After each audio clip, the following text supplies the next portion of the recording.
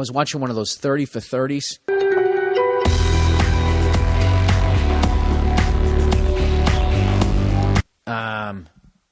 And they did this whole thing on athletes going broke. It was really bad. There's a ton of people who've gone broke. Most of them didn't want to do the documentary. Like, why would you? You know what I mean? Hey, you want to talk about how you completely fucking blew it? No, I don't.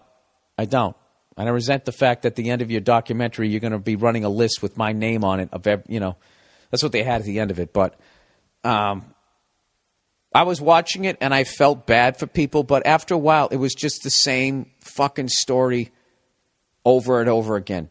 And then I went on a splurge.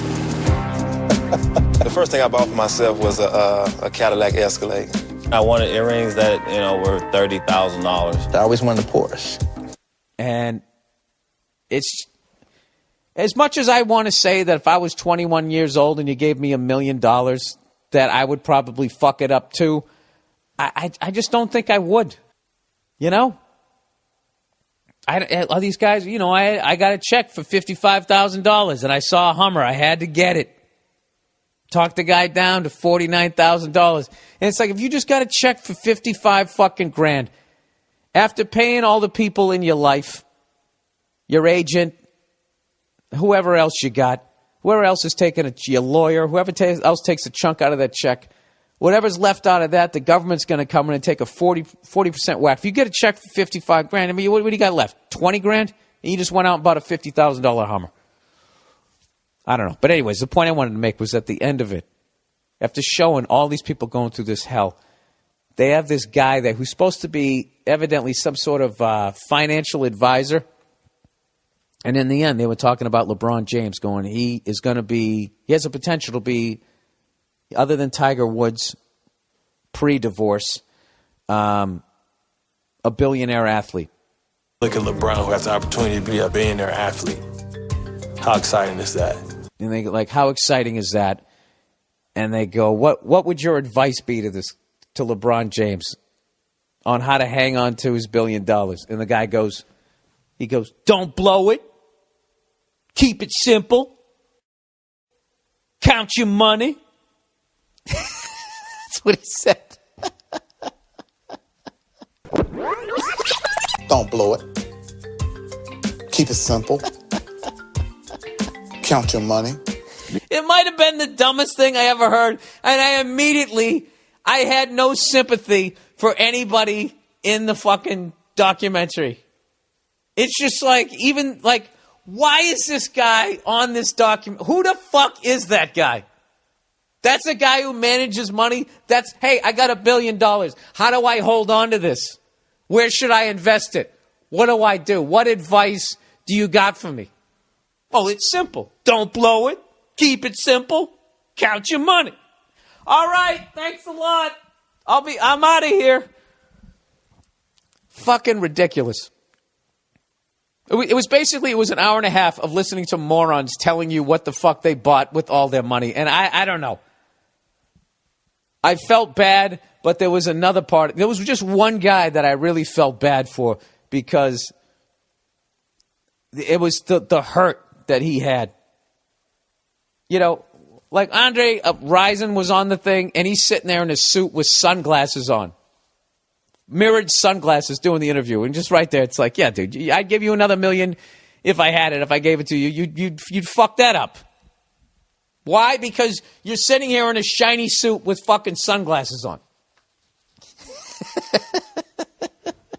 Looking like Michael Jackson at the award show, right? So anyways, the one guy who actually really bothered me was if you ever watch it, it's 30 for 30 broke. There's a guy who's sitting there, and he's just ever so slightly leaned to one side, and just the pain in his voice. He's just sitting there going, I made $75 million in my career, and I had me a Mercedes. Got a Hummer. Got me a boat. And he's just sitting there looking down on his knee, like playing with his pant leg. I had a jet ski. And I bought myself a yacht, a mansion, and a couple of cars. That ain't even $1 million. That's $7 million. I pretty much gave it away.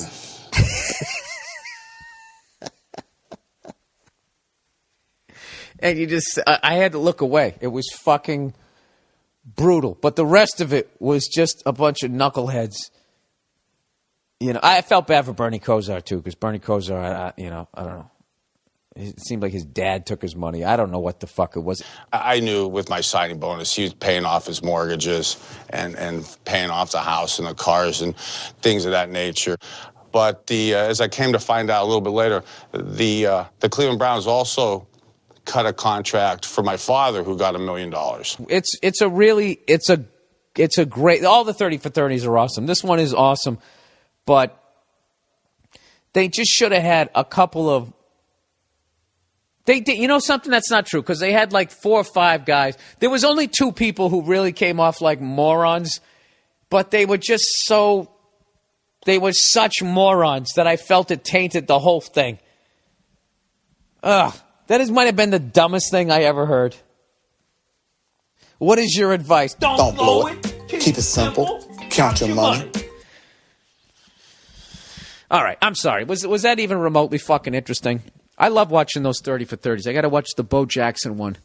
There was just something about that. Like, you know, for as much as they showed the amount of people that went broke, there's been so many more people in the league that didn't go broke.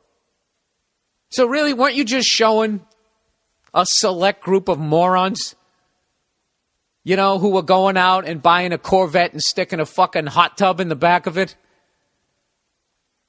You know, living week to week on paychecks. I mean, I just don't think that most people are doing that.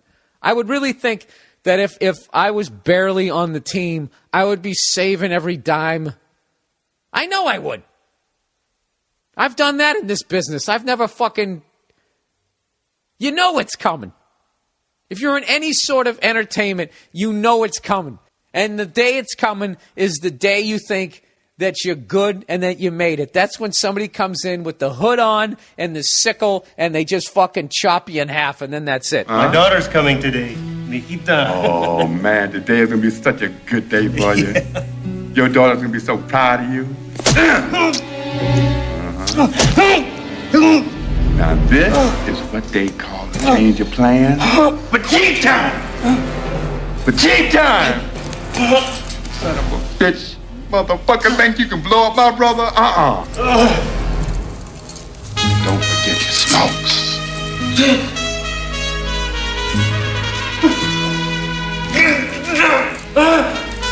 And you're that guy on TV fucking leaning to... Maybe that's why that guy was leaned to one side. They had to twist his torso back onto some fake legs as he sat there going like, I got me a cabin, bought a mountain. You know, you'd think that if you had $75 million that you couldn't have... You know, that shit goes. And when it goes, there's nobody around. Anyways, I got to watch it a few more times. I feel like there's some sort of comedy in there. I just don't know if I got to it today. Anyways, I've been drinking like a fucking madman lately. I really have to stop. You got champagne taste, but you only got beer money. That's not good.